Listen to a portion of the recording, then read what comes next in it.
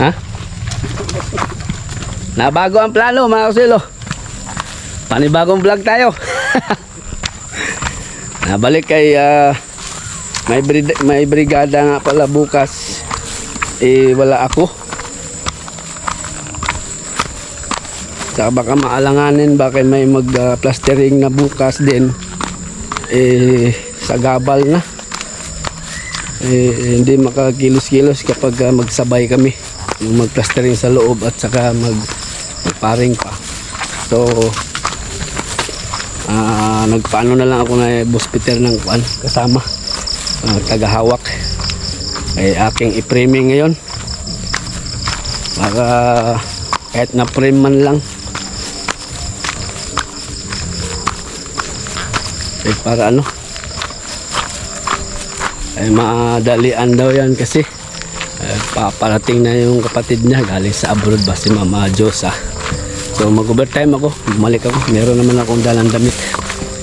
Sige, nagpakuha lang ako ng kasama nga kasi nga bukas wala ako. Kasi susunod na araw pa ako makabalik o sakasakali. O kahit ma-framing lang, pagbalik ko hard flex na lang install. Sige, tingnan natin kung matapos natin ngayon mag-framing.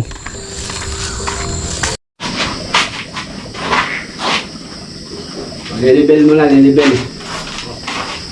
Lar, level tayo lar.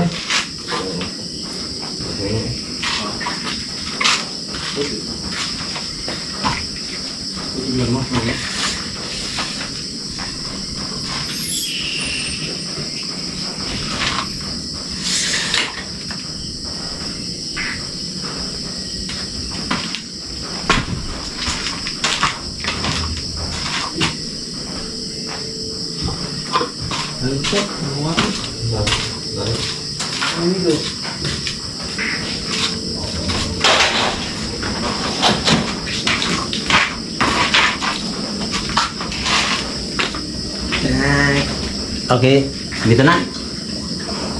Babaw. Ato sa libilan. Pinak pala.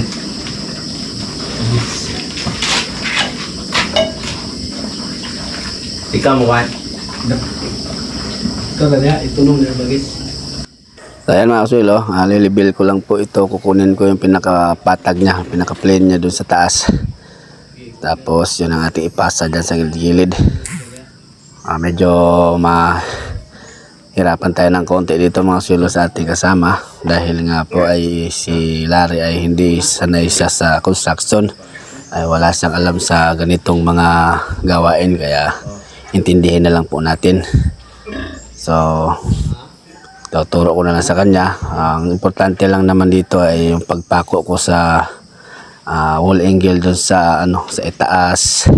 May tagahawak para hindi ako gaano din maano ba. Pag naipaikutan ko lang yung yan ng wall angle sa pader, okay na. Puputol na lang ng paring tsaka na isalpak sa taas.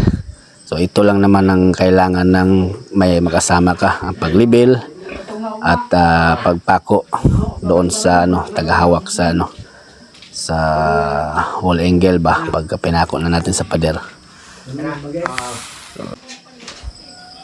Kaya mga kasilo, paikutan na namin ng guhit doon sa itaas. May guide na ako doon. So patulong na ako nila dito paghawak. Yan katulad niyan. Hindi ako makapagpako niyan kung walang hawak sa kabila. So nga pala ang ginamit ko dyan ay paring dahil nagkamali yung ay hindi pala na daw na i-deliver o hindi na isakay sa sasakyan yung wall angle na iwan. Kaya paring na lang yung aking ginamit dito. Yan ang ating gagamitin dito sa pader. Pwede naman yun at matatag pa. Iipitin ko na lang o yuyupiin ko na lang yung labi-labi ng paring para sasakay pa rin yung ating metal paring din. Nakakapitan sa hard flex. Sige mga silo, overtime kami dito mga silo. Kapati yung electrician mga silo, yan naka-blue na yan, silong-long ay sumabay na rin sa akin para maano na rin niya yung kanyang electrical dahil siya din ay may lakad din na kinabukasan. So sasabay na siya para malinyanan niya yung kuryente. Okay. Tayo na nga po mga kaswelo, nag-umpisa na ako dito pag final or sukat dito sa paring. Pinaabot ko na kay Larry. Si Larry din hindi rin marunong magputol pala dito sa paring, kaya ako na lang din ang nagputol. Siya na lang taga-apot. Lalagyan natin ng paring, tapos carrying channel, tapos hanger. Pero tingnan natin kung hanggang tayo, dahil gabi na nga, hanggang saan aabot or ano bang matapos. So pwede naman kahit hindi matapos, susunod na naman araw. Importante lang ma-frame lang ito, mapurma ba.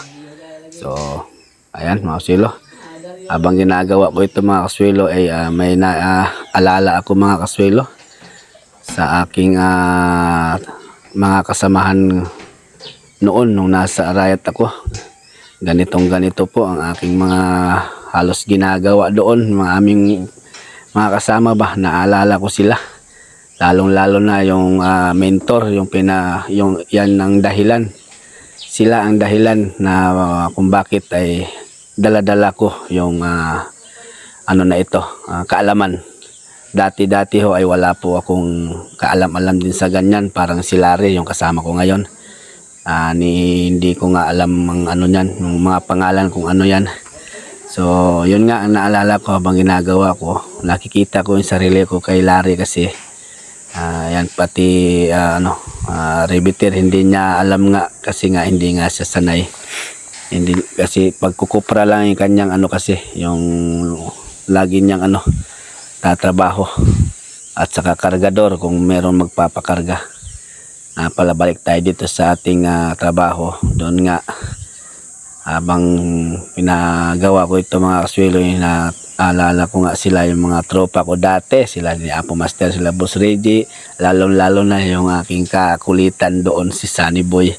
Talagang halos kasi yan ang aming mga ginagawa noon simula nung pag-umpisa namin. Pa ako noon, taga-cutting pa ako noon. Taga-cutting ng hardflex, taga-putol ng paring, taga-abot-abot, hanggang sa natuto ako kung paano. Siyempre nilagay na natin or ipinasok natin sa ating utak ang mga ginagawa araw-araw. Kaya ngayon nadala ko pa rin kahit saan akong magpunta. Kung may magpapagawa, kung available lang ako, ay pwede. Ay meron naman tayong konting na lalaman dito sa ganitong trabaho. Lalo na kung may mga design din. So meron naman experience ako dyan. Kaya nga si Boss Peter ay hinayaan na ako dyan na kung ano ang aking gagawin dyan, dahil sila ay walang ka-idea po talaga kung paano ang gagawin. Kasi ang gusto nila ng nagpapagawa, si Ma'am Josa, yung kapatid ni Boss Peter na nasa ibang bansa ngayon, na uuwi daw. Meron silang picture ng pinasa. Yun nga, meron ng cove light. Nire-remedyohan ko lang ito kasi nga may mababa lang po ito mga kaswelo. Balik kinuha ko lang tong pinakamababa niya, tapos pinasa natin doon sa kabila. Yan ang pinaka plain. Tapos bababa na lang ako ng 15 cm mga kaswelo, mga 15 cm. Yan ang pinaka cove niya. So inano ko kasi tinanong ko yung tile setter din or sila ni na ang toppings din, baka maalanganin ako ang topping sa tiles. So uno lang daw yung kanilang itapping dito. So tama-tama, hindi tayo mabibitin.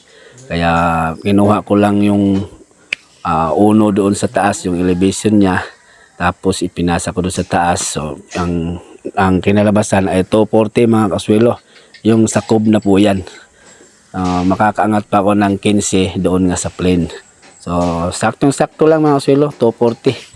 Medyo mababa nga lang, pero okay lang yan kasi sa CR lang naman po yan. CR lang ito na pinapaayos ni ma'am. At yun nga, hindi basta-basta CR ito kasi nga medyo yayamanin ang itsura sa picture sa kanilang gustong ipagawa. May ang ceiling with cove light, at saka may partition pa ito sa gitna banda, mga 130 cm daw ang lapad ng shower. iba. Ano kasi, salamin daw buo ang iano dyan. Yan, kasing laki lang po ito sa bahay ko doon sa sa Pampanga mga kaswelo. Sa Arayat, doon sa yung kwarto namin, yung tulugan mismo. Kasing laki, malaki pa nga ito siguro. Itong CR. Pala, ayun nga, balik tayo doon sa ating sa ating ginagawa. Yun. Naalala ko lang talaga yung mga nakaraan or mga ginagawa namin doon ba. Ganito talaga. Pero hindi kami gumawa ng gabi. Ngayon lang ako gumawa ng gabi kasi nga kailangan. Para ma-plan ko na ito, makita ko rin kung paano saan natin ipupwesto yung palikas design niya. So, yan. Shout out sa ating mga kasamahan dyan, dating kasamahan. Sila Master Nante, ang Tropang Sugo, original Tropang Sugo, lalo na ngayon, marami na sila ngayon. Marami ng ibang itsura nakikita ko. Hindi ko na kilala yung iba, hindi na taga Arayat. Yun, nandun nga yung aking kuya doon, nandun din yung aking pinsan, nandun din si Tito Roger sa Arayat. Yun. Kaya malaking pasalamat ako doon sa aking mga kasamahan na mga batikan, mga master. Nang dahil sa kanila ay ito ako ngayon gumagawa paminsan-minsan. Kung may magpapagawa ay kung alam lang natin or kaya lang natin ay ginagawa ko naman ang lahat ng makakaya ko. Yung mga konting nalalaman ko mga kaswelo, ina-apply ko din dito. Lalo na dito sa Boss Peter ay medyo mahina sila sa wala silang ka-idea kung paano gagawin. Kaya itong CR na ito, ang bubong at saka yung kisame, ako na po ang nag-decide dito mga kaswelo kung paano. Pati yung ginagawa natin nung kinrasis natin kanina ay ako rin ang doon kasi wala silang ka-idea na kung paano i-remedyo. Kasi mahirap nga po ang renovation na ganito. Mas mainam pa ang magbasal pa. Kaysa nagtitibag-tibag ka tapos gawa maraming chichiboretse. So nga pala mga kaswelo, natapos na natin yan yung paring. So lumabas nga sa hula mga kaswelo na ang paring natin ay nagkulang kasi nga nagamit ko nga dito sa pader.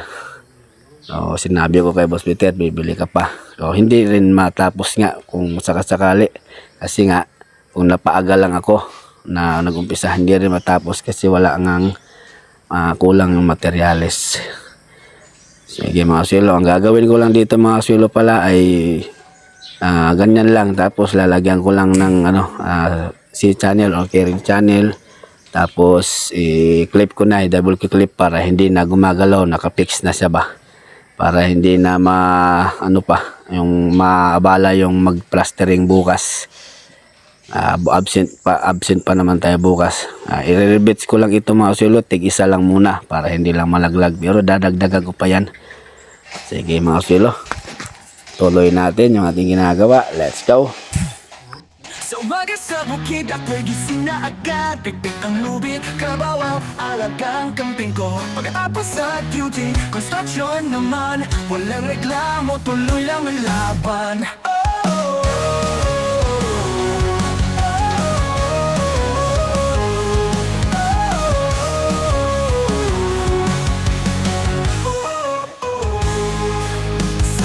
Sa bukid ako'y gising na agad. Bitbit ang lubid, kalabaw at alagang kambing ko. Pagkatapos sa duty, construction naman. Walang reklamo, tuloy lang ang laban. Kahit pawis at alikabok ang kasama, basta para sa pamilya, di ko yan alintana. May kaswelo, tayo'y aahon. May kaswelo, bumangon at lumaban. Gagawa sa barangay, sa kabawi kasabay. Father sa umaga, haligi sa tahanan. Madugid umarating, minsan ulan, minsan init, pero di pa rin gumaatras kahit anong pasakit. Boses ng masa, tulong sa kapwa, tunay na lakas ng simpleng gawa. Hindi agad ang pagod o hirap sa daan, may pusok tangal, yan ang aking sandigan. May kaswelo, tayo'y aahon. May kaswelo, Umangon at lumaban, gagawin sa barangay, sa trabaho kasabay, para sa umaga, haligi sa tahanan.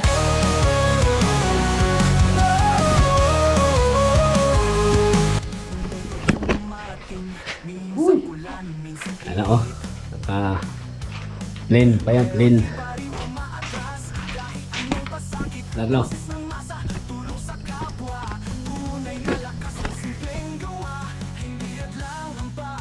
O hirap sa daan, may puso tangal, yan ang aking sandigan. May kaswelo, tayo'y aahon. May kaswelo, umangon at lumaban.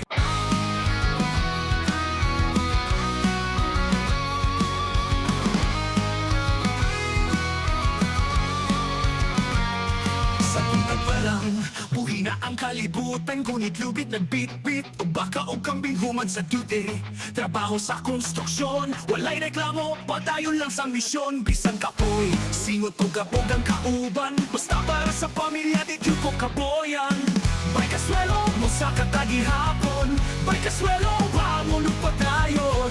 Kadawat sa barangay, tapang sa tanan, mag-uumama trabaho, alagad sa katawan. Umuulan o ang init, kaayo ang adlaw, padayong gihapon, walay atras balay, boses sa masa, mutabang sa kalisdanan, tinuod nga kusog sa kapos na katawan, walay kalisod nga makapugong sa damgo. Oh, oh. Kayang tinuod nga kusog na asa kasing-kasing na to. May kaswelo mo sa katagihapon, may kaswelo bangon o padayon. Kagawad sa barangay, tabang sa tanan, mag-uumamag trabaho, alagad sa katawan.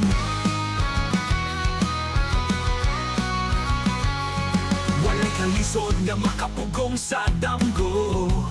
Oh, oh. Kayang tinuod nga kusog na asa kasing-kasing na to.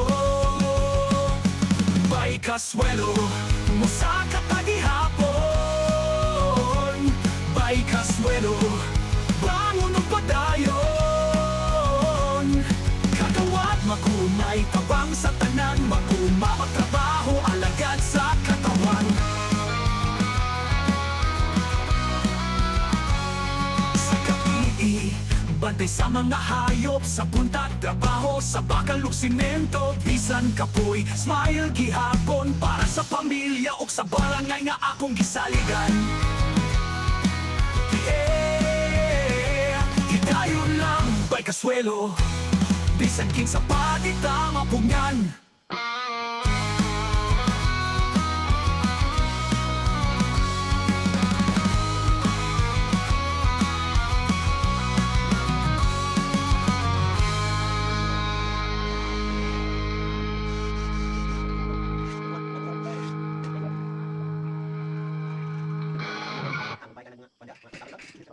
Ako naman.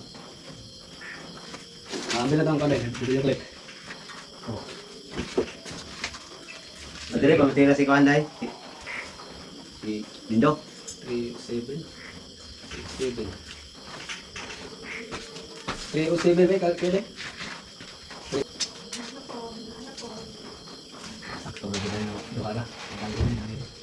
Okay, 61.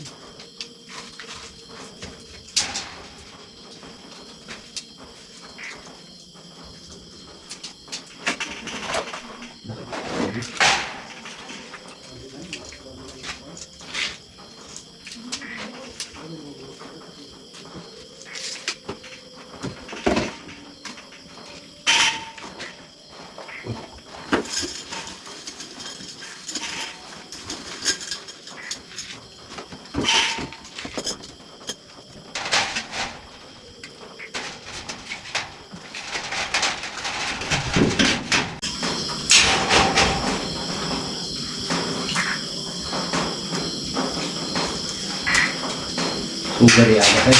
Ha? Sugar yun agad. Oh, pag-bili. Narinig duha ko pa na no. Kanto na. Nandaanan po na yung gagabi eh. Yan na, dopa. Bastante na. Ah. Duha lang sa tao maligo. Hindi mo na lang doon, ha? Hindi kami urutay. Kaya lang sa katangke. Kaya kuhaan lar. Kaya kuhaan hawak. Ah, Tungkod. abangan. Hindi na kung babit ka na lar. Di ko na eh. Pero panahon.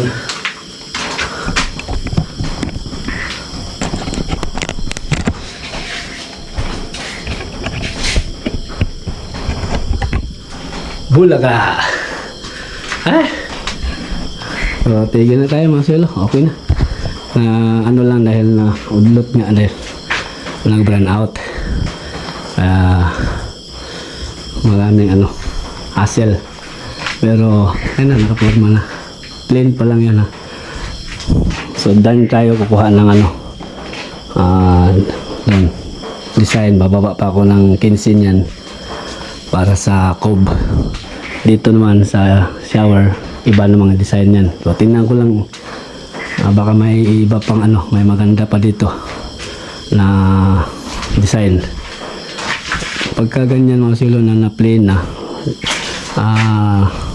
madali na or maano na yung design ba, makita mo kung saan, alam mo na.